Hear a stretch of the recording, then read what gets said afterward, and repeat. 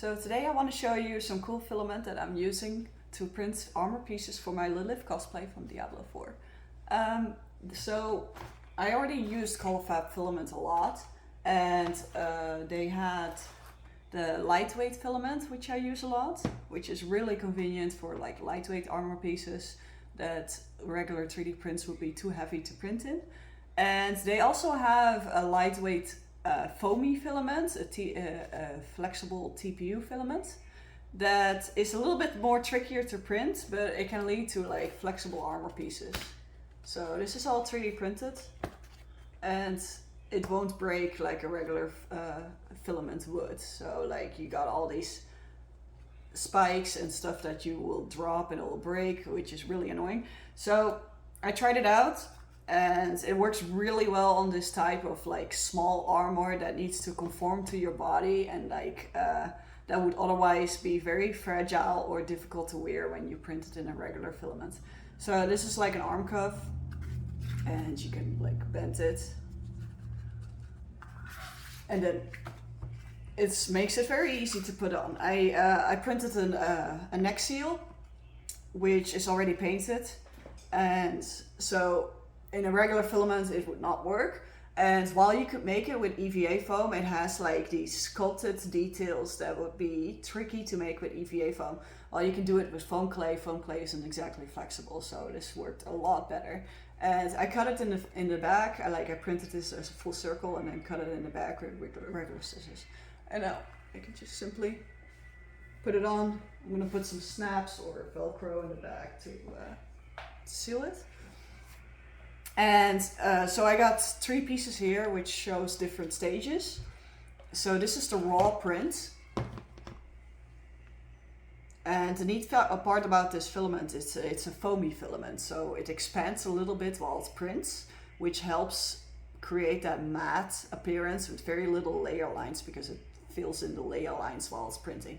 Another added benefit is because the filament expands while printing, so you print with lower flow rates, which means that you save about 40% of filament from the overall weight. And this reduces the weight of the final print, and it also reduces the material used while printing. So one roll of filament will last longer than a regular filament roll. And as you can see, it's really smooth, and that's mostly because it has a really matte appearance. And when you paint it, you will see the layer lines.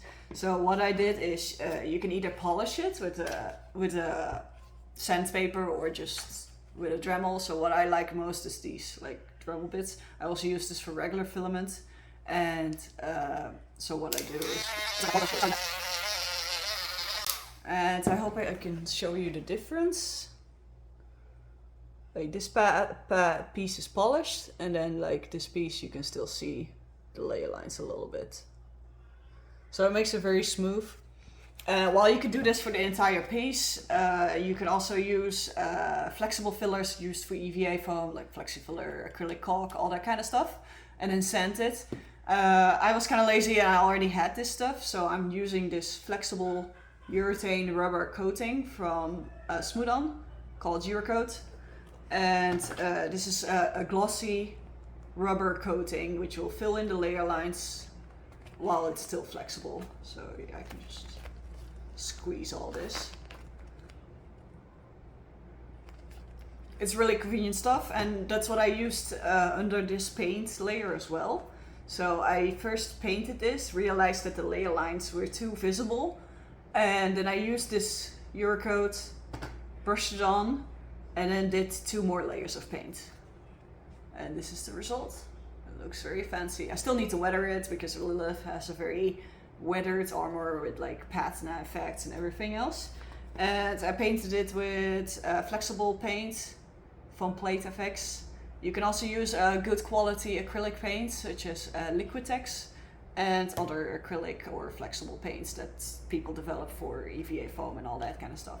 So that worked really well. It's very flexible, doesn't break whatsoever, and it's very comfortable to wear too, because like this foam feels kind of like a really high density EVA foam, so you don't need to worry about like scraping your skin or whatsoever. It kind of feels like those bike handle foam thingies that you have sometimes. So yeah, that's it. I got it from colorfabb.